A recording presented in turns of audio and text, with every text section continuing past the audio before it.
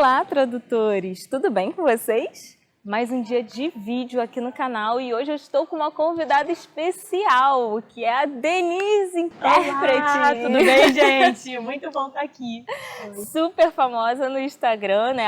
@Denise Intérprete.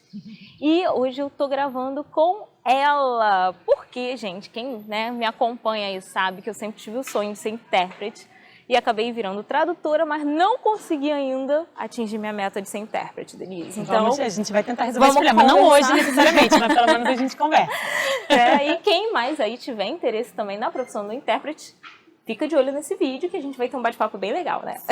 Sim, com certeza. Bom, Denise, se apresenta um pouquinho pro pessoal, para quem não te conhece aqui do Tradutor Iniciante. Tá? Fica à vontade, a casa é sua. Tá bom. Gente, eu sou Denise Araújo. Denise Intérprete é meu nome aqui no Instagram. Eu trabalho como intérprete desde 2009. Eu me formei em 2008 na PUC, no curso de formação de intérprete da PUC. Eu vivi na PUC muito tempo, na verdade, porque eu terminei o curso numa época que o curso ainda não era uma pós-graduação. A gente foi a última turma antes do currículo virar. Então, o nosso currículo era praticamente o currículo da especialização, mas a gente não teve que escrever a monografia no ano que a gente se formou. Então, no ano seguinte, a gente recebeu uma autorização, aqueles que queriam continuar para receber a especialização. Então, eu estudei na PUC mais 3 semestres depois dos 2 anos que eu já tinha estudado na época do curso. Então, eu vivi lá, assim. E aí, fazendo, assim, 2 matérias num semestre, 2 matérias no outro. E aí, eu terminei a especialização. Eu trabalho, então, desde essa época. No final do primeiro ano, do segundo ano do curso, eu recebi uma oportunidade de trabalho na semana que eu estava me formando. Olha que a gente assim, porque quando você está começando, né, você começa quando falta gente. Não tem... As pessoas não chamam você assim, puxa, eu estava querendo essa oportunidade. É o que eu sempre falo, você de repente tem que abrir mão de uma festa de final de ano, Sim, né, do certeza. carnaval. Aparecem umas oportunidades assim, né? E aí foi assim para mim também, era um desses dias, estava tendo um congresso da Unicef no Rio Centro. E assim, todos os intérpretes do Rio estavam nesse evento ou em outros eventos. E aí apareceu esse último evento da Cartola, um evento relacionado ao consulado da Noruega, uma coisa assim. Eles estavam recebendo uma autora de fora, uma norueguesa, e era um evento sobre família, um evento super interessante. E era um evento de um dia, lá na PUC mesmo, mas era com tradução profissional. E aí um dos meus professores me indicou para participar. E aí eu fui, era um evento, não era coordenado pela PUC, mas recebeu esse pedido, né, assim, de indicação, já que estava todo mundo ocupado. E aí eu fui indicada, na época eu trabalhei com a Marita Graça, que é jornalista da Globo, e ela fez a PUC em, sei lá, 92, 93 e nunca tinha trabalhado. Então foi muito engraçado, porque era o meu primeiro dia de cabine e dela também, porque ela tinha terminado o curso e ido para trabalhar na Globo. E a gente se conheceu ali, foi muito interessante, porque ela era uma pessoa mais experiente que eu, mais experiente, assim, em termos de vida, né? Eu tinha 24, sei lá, 25 anos, e ela já era uma pessoa que tinha a idade que eu tenho hoje, né? Assim, e mais experiente, e foi uma experiência muito boa para as duas, assim. E aí, então, eu comecei a trabalhar. Em 2012, eu comecei a substituir alguns professores lá na PUC, e aí fui convidada para fazer parte do corpo docente, e em 2014 eu fiz mestrado, e eu sempre gostei muito dessa coisa de ensinar, né, assim, e percebi o quanto eu aprendi na formação. Então, por isso que eu comecei a página também aqui no Instagram, que não sou famosa, mas tem umas pessoas que querem saber sobre esse assunto. E eu comecei a compartilhar, assim, porque eu sinto que foi uma coisa que me faltou muito no início. Eu não conhecia ninguém que trabalhava com isso, eu nem sabia que isso era uma profissão direito, eu fui para o Google tentar achar alguma coisa. Então, hoje eu quero tentar ajudar pessoas a entender esse caminho das pedras, né? E aí estou aqui. Então, sou essa pessoa. Profissionalmente. Fora isso, eu sou casada, tenho 2 filhos, que nem a Laila, que também tem filho pequeno, então... É isso, minha vida. Legal. E você trabalha só com inglês e português? Trabalho com inglês, português e espanhol passivo, né? Na interpretação a gente tem as línguas ativas e passivas. E aí eu trabalho com português e inglês ida e volta, né? Tanto do português para o inglês quanto do inglês para o português. E do espanhol eu trabalho só fazendo a volta para o português ou para o inglês. Certo. Muito melhor fazer para o português que para o inglês. Imagino, mas, né?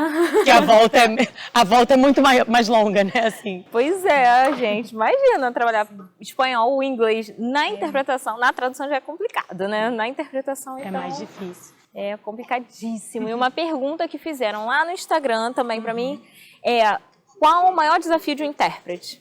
Cara, preciso de um bloquinho para responder.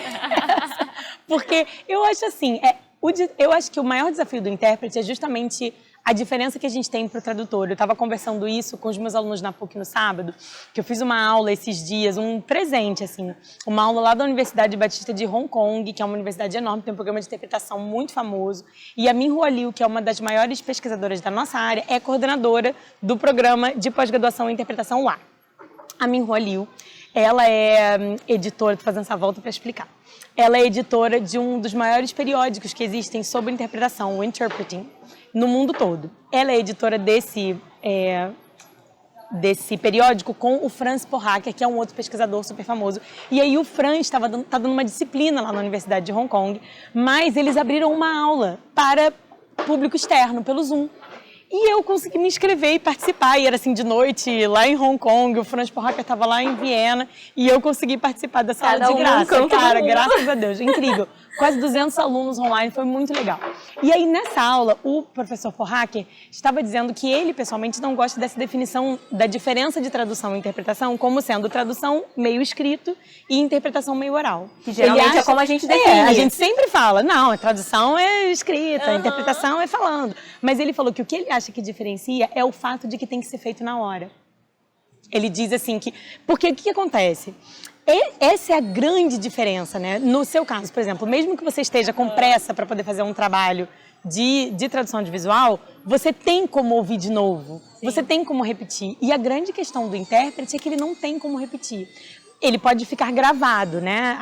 Muitas vezes a nossa interpretação fica gravada, então não só a gente faz no momento, mas às vezes isso é registrado, às vezes não. Mas a gente não tem essa chance de repetir. Eu acho esse o maior desafio. Mas isso no caso da simultânea. Né? Se for uma consecutiva intermitente, né? Aí você pode até trocar uma palavrinha. Claro, você tira uma dúvida, com certeza, mas ainda assim você tem que fazer na hora. Né? Você e não pode ser sempre, né?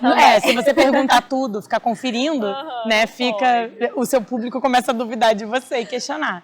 Mas então, para mim, esse é o maior desafio, eu diria, assim, é o fato de que é sempre no momento. Ao mesmo tempo, é o que torna a interpretação diferente, muito legal para quem trabalha com isso. Assim, é normal que a gente sinta o frio na barriga sempre, em todo o trabalho. Tem alguns trabalhos que você está sob mais pressão, outros trabalhos você está sob menos pressão, de repente você já conhece aquele cliente, fica mais tranquilo.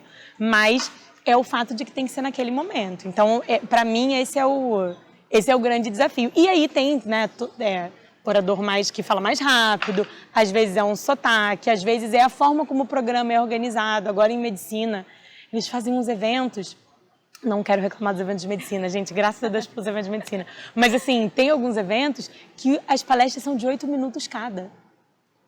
Imagina você dizer para um médico que ele tem que apresentar a pesquisa dele em 8 minutos, você acha que ele vai falar devagar? Você acha que ele vai ser eloquente? Não, é desesperador. E aí a gente fica numa situação muito ruim, porque a pessoa não está fazendo nada de errado, ele só está fazendo o melhor que ele pode. Se eu tenho que falar rápido, eu vou falar rápido também. Só que eu tenho que trabalhar com esse orador que está falando rápido, então a rapidez também, tudo é desafio, gente, mas eu adoro. A gente vai rebatendo, assim, os desafios.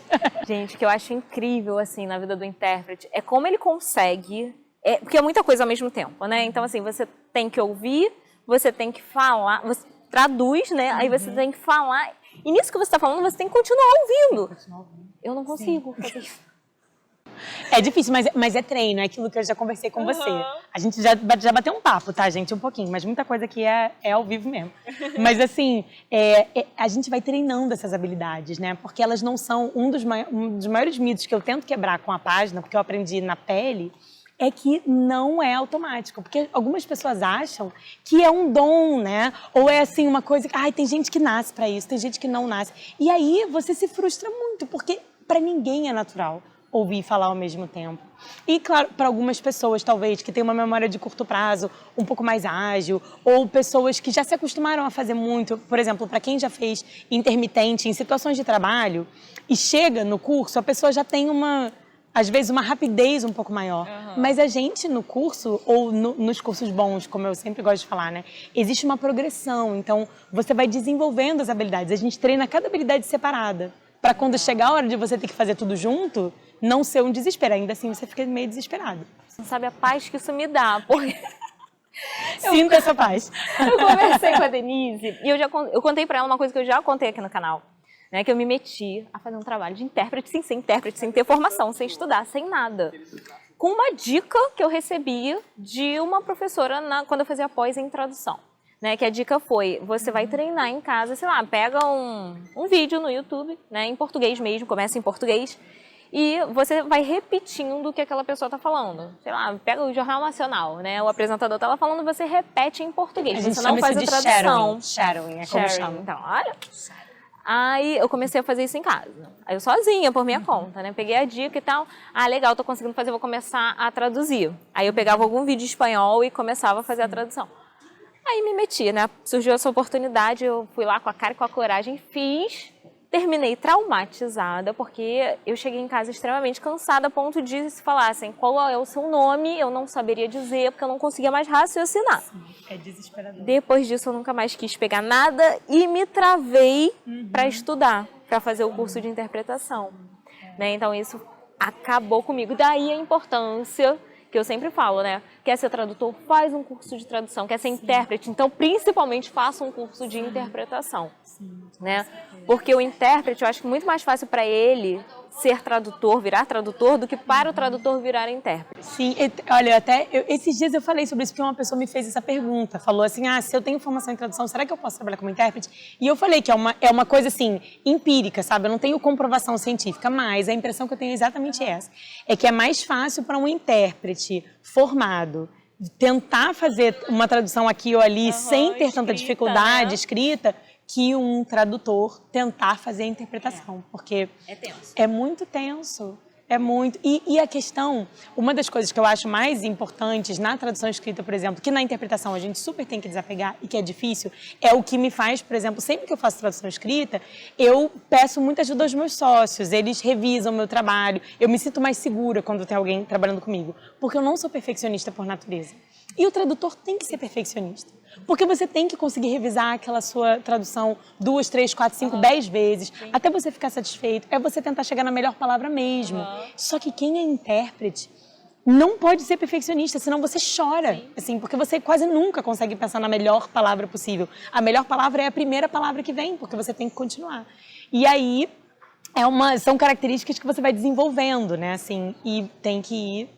isso vai também muito da área da tradução, né? Sim. Porque, por exemplo, eu trabalho também com tradução para dublagem. E se você se apegar muito àquela tradução que você fez, por mais que você, sei lá, gastou um tempão pensando para achar uma solução legal e tal, aí chega lá no estúdio, o diretor ou o ator que está fazendo a dublagem, ele vai e muda o que você fez. Aí quando você vai ver, né, na televisão junto com todo mundo, aí você fica assim, não, mas peraí, não foi isso que eu botei. Eu gastei um tempão pensando nisso e mudaram. Então, assim, não se apega, gente. Não pode se apegar. Você vai, claro, fazer o seu melhor, procurar, né, a melhor palavra, a melhor piada, a melhor versão que você pode fazer daquilo para o português, mas não pode se apegar, né? Infelizmente. Com certeza. Você se apega durante o trabalho, né? Mas você não tem ingerência, né? Depois exatamente. Depois, só Deus sabe o que vai acontecer, né? Tanto que, às vezes, se for, sei lá, um documentário, algo histórico, que você precisa realmente fazer uma pesquisa, porque aquilo aconteceu na história, a gente, às vezes, até avisa, quando a gente manda o arquivo traduzido, a gente avisa, fala com o diretor que não pode mudar isso, aqui é histórico, é um fato e tal. Então, dependendo do desespero, a gente liga para o estúdio e fala, porque se mudar, tá mudando coisa da história, né? Então, quer dizer, não pode. Né? Na interpretação já não tem tanto esse problema de ter um revisor, de ter alguém que vai mudar. Ele é você e exatamente. É você mesmo. E aí a gente assume essa responsabilidade naquele momento e seja o que Deus quiser, né? E uma coisa que tem muito, principalmente no audiovisual, aí mais na legendagem, né? Que as pessoas podem comparar o que elas estão ouvindo, já que mantém o áudio original, com a legenda que a gente faz. E aí tem muita aquela coisa assim, o cliente fala assim, não pode usar palavrão. Aí o cara vai lá e manda um palavrão. Né? E eu não vou botar aqui porque vai que o YouTube breca a gente, né? Então... Não queremos, é um conteúdo apropriado para crianças, apropriado para crianças. Aí mandou lá um palavrão, aí você põe assim, droga, puxa vida, caramba. Né? Você, que bobo! Ameniza, né, ali a situação. Aí vem o espectador, olha o que o tradutor fez, nem sabe. Aí, sabe, vem aquelas críticas em cima do tradutor. Na interpretação acontece isso também. Não vou dizer com uma questão de palavrão. Não, mas o palavrão é muito pertinente você perguntar, porque na verdade é a mesma coisa. Ainda mais a gente trabalhando com inglês, porque quem trabalha com uma língua mais rara, até, cara, eu acho que quem não trabalha com inglês e espanhol, que são línguas que são mais conhecidas, as pessoas até criticam menos. É a impressão que eu tenho, pelo menos, mas eu não trabalho com as outras línguas, então não saberia dizer. É que nem todo mundo tem noção, né? Mas em inglês todo mundo sabe um pouquinho e o espanhol todo brasileiro acha que sabe. É essa a questão. Essa questão. E aí, o inglês, o que acontece? Os palavrões em inglês, eles são muito conhecidos em português, pelo público em geral, né? Assim. E quando um orador, imagina, numa conferência, eu não saberia dizer como isso funciona na interpretação comunitária em geral, sei lá, se você está num hospital, se você está num tribunal, eu imagino que você tem que ser mais literal ainda, né? Imagina se você decide tirar um palavrão que a pessoa falou, você não pode. Mas na interpretação de conferência é mais raro uma pessoa usar uma linguagem mais chula. Porque a gente está falando de reuniões de conselho de empresas, a gente está falando de palestras públicas. Então, quando uma pessoa usa um palavrão, ele quis usar aquele palavrão. Eu não tenho direito de tirar aquele palavrão. E claro que tem coisas que são didáticas, assim, didáticas, de acordo com a didática daquela pessoa. Eu nunca esqueço que uma das minhas professoras na PUC falou isso uma vez, a Branca Viana. Ela disse que ela estava num evento, que era um treinamento, que o cara gostava de xingar os participantes do evento. Ele falava, olha só, em inglês ele falava, hey, you little piece of não sei o que lá. E aí as pessoas, e ela percebeu, eu acho que inicialmente ela e a colega assim não sabiam direito o que fazer, e eu acho que omitiram, diminuíram, assim. Só que aí vieram reclamar e dizer, não, é o jeito que o cara treina as pessoas. Você tem que, então... Isso, na hora ali, alguém entra na cabine. Porque isso acontece. As pessoas vêm na cabine. Não é assim, a pessoa não chega invadindo a cabine. Mas ela chega, às vezes, com uma palavrinha. Às vezes ela vem com um papelzinho. Olha, essa palavra não é isso. Que é ótimo. Porque a gente, por mais que a gente estude, a gente erra. A gente, às vezes, não conhece o vocabulário. Às vezes é uma terminologia extremamente técnica. Ou, de repente, sei lá, na área de seguros isso é muito comum. Você tem 5, 6 seguradoras, que um mesmo termo pode ser traduzido de forma diferente por essas seguradoras diferentes, cliente, de acordo com o produto e tal. E aí você traduziu daquele jeito, que nas outras 5 todo mundo fala desse jeito e naquela não fala. Então eles vão te corrigir. Mas nesse caso ela conta que as pessoas vieram avisar, falaram assim, não, tem que falar desse jeito. Só que as pessoas, participantes, ficavam arrasados. E ela e a colega na cabine começaram a ficar mal de ter que fazer aquelas pessoas se sentirem mal. Eu acho até que isso é uma coisa assim, fruto daquela época, né, de 15, 20 anos. Porque hoje em dia não tem isso. As pessoas não... Existe muito mais um cuidado muito maior com essa questão da violência, né, e do abuso verbal. Então, eu acho que isso não aconteceria mais. Ou, pelo menos, seria muito mais raro. Mas a gente tem que traduzir o palavrão. Não tem como a gente omitir. Dependendo da situação, você pode amenizar de acordo com o seu conhecimento da cultura, da língua, mas é uma linha muito tênue, que a gente tem que tomar muito cuidado para não invadir, sabe? Porque no momento que você mete o bedelho no discurso do orador, você abre um precedente, assim, você abre uma porta que você não consegue fechar direito, sabe? Porque a premissa básica é que você não se mete no discurso da pessoa, entendeu? E, por exemplo, no meu caso, eu nunca falo palavrão. Eu sou a pessoa que quando eu xingo eu falo bobão, eu sou assim puxa também. vida. E aí, as poucas vezes que eu tenho que falar palavrão são quando eu tô na cabine, assim. E claro que eu tenho que conhecer, não é porque eu não falo que eu não sei os equivalentes, porque você tem que saber. Sim. Por mais que não faça parte do seu vocabulário, porque isso é a cultura das pessoas, e você tem que saber. E eu acho que eu contei isso numa live, sei lá o quê. Uma vez foi emblemática, assim, era um evento sobre daquele grupo de hackers, os Anonymous, que colocaram as coisas do Wikileaks no ar e tal. E era uma professora universitária falando sobre esse grupo e ela mostrava nos slides todos os palavrões assim que eles usavam. Não dava para não falar, até porque estava escrito, né, no slide, você traduz. E tinha uma pessoa que eu conhecia na plateia, assim, uma prima, sabe, uma prima distante, sabe aquela coisa assim, você, ai meu Deus. Depois ela veio falar comigo, né, oi Denise, tudo bem, não sei o que, ai, disfarça, deixa pra lá.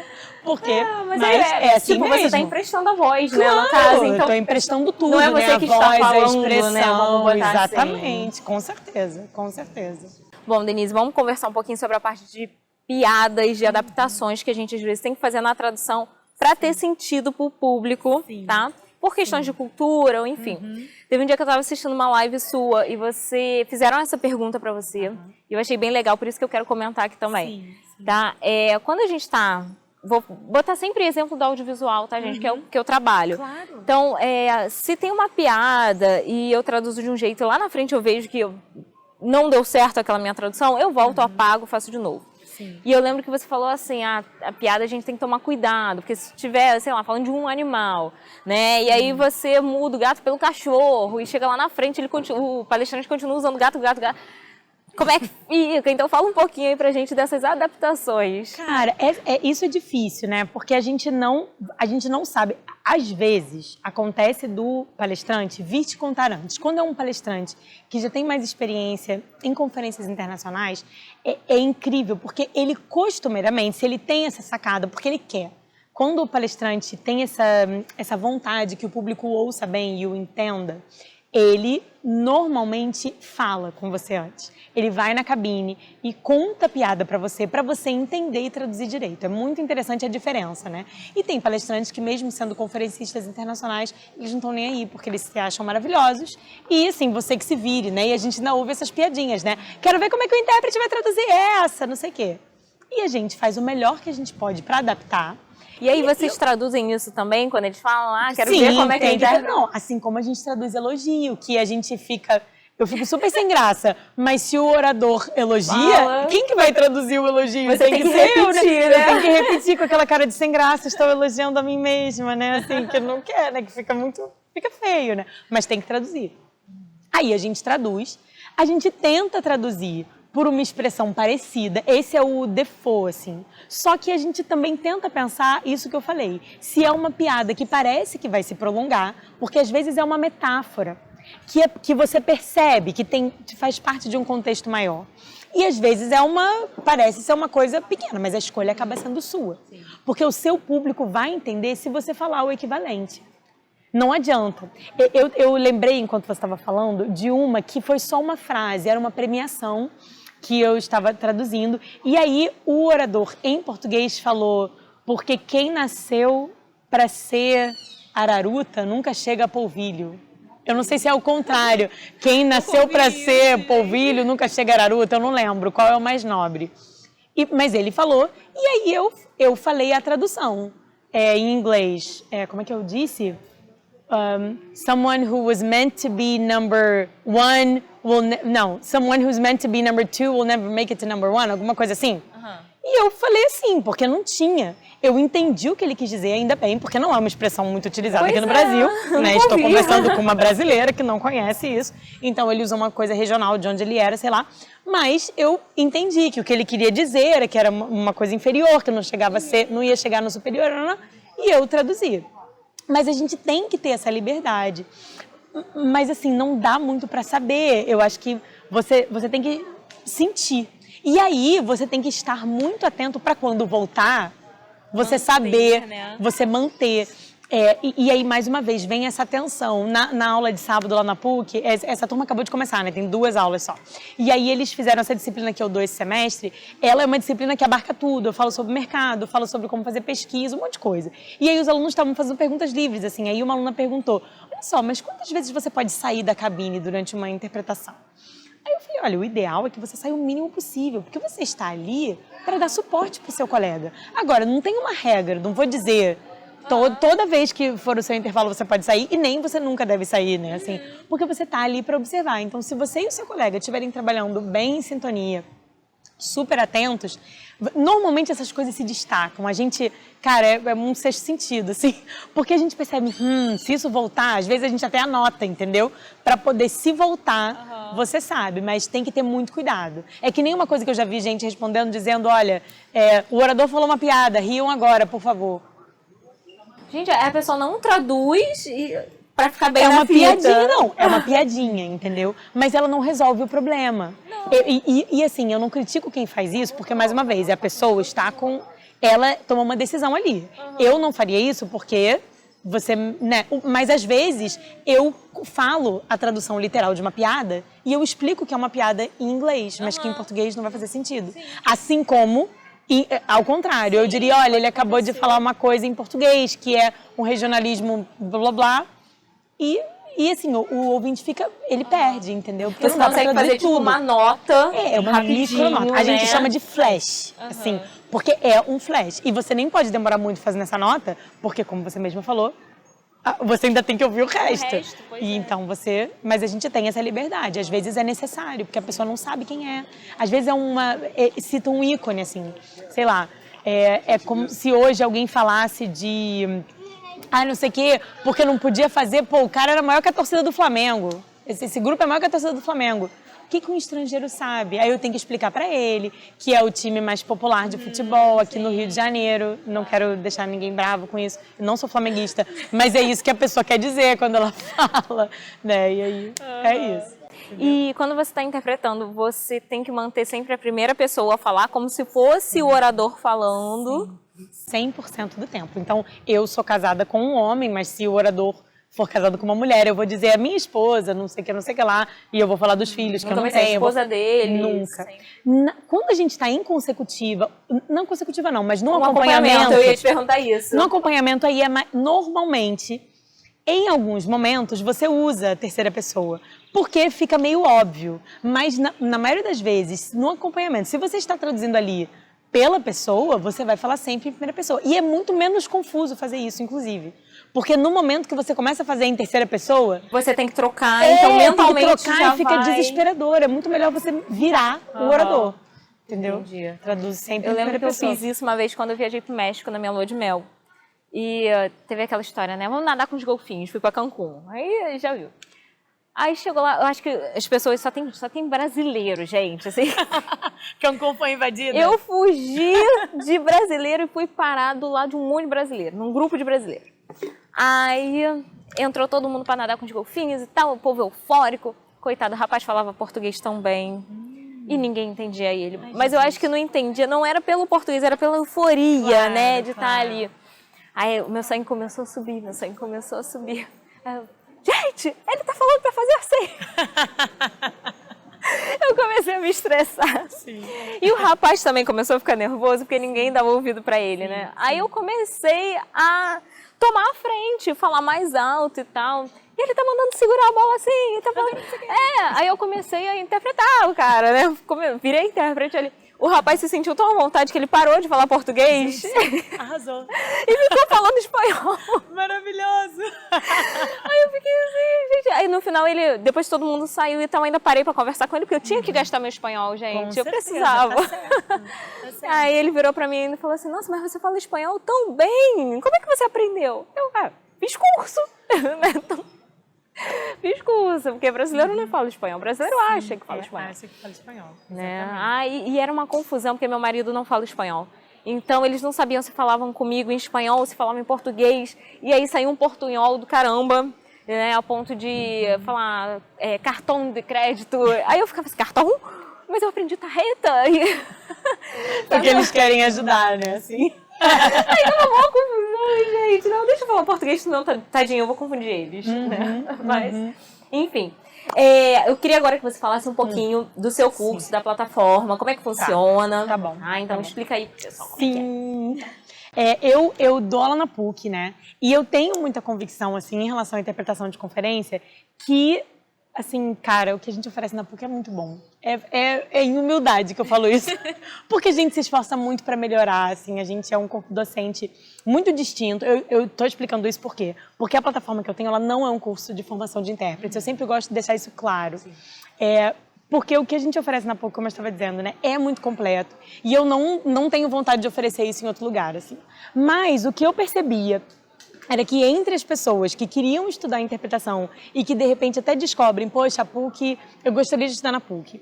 A pessoa normalmente, a não ser que ela more no Rio e ela tenha possibilidade financeira de investir no curso de pós-graduação e ela já tem uma graduação, ela muitas vezes não consegue fazer esse passo logo. Ou ela fica questionando, poxa, mas será que vale a pena eu estudar interpretação? Será que vai dar certo? Será que eu posso?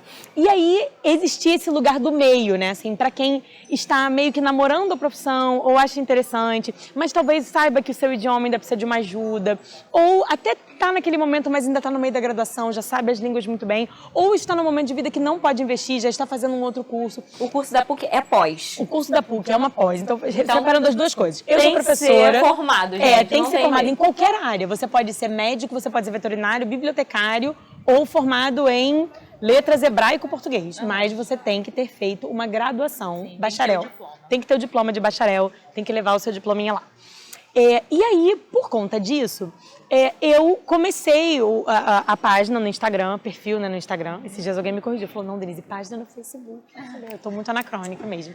Aí, deixa pra lá, né, a gente fala. Eu comecei o perfil no Instagram e aí as pessoas começaram a perguntar, ai, Denise, mas onde é que eu estudo interpretação? E aparece todo tipo de pergunta, né, você sabe, porque você também tem a sua página e as pessoas brotam com as perguntas. Eu acho ótimo, porque eu vou entendendo também. Porque às vezes a gente vive só na nossa bolha, Rio de Janeiro, e, cara, tem um monte de gente que não sabe muita coisa porque não está num lugar onde tem acesso à informação, isso é claro, né?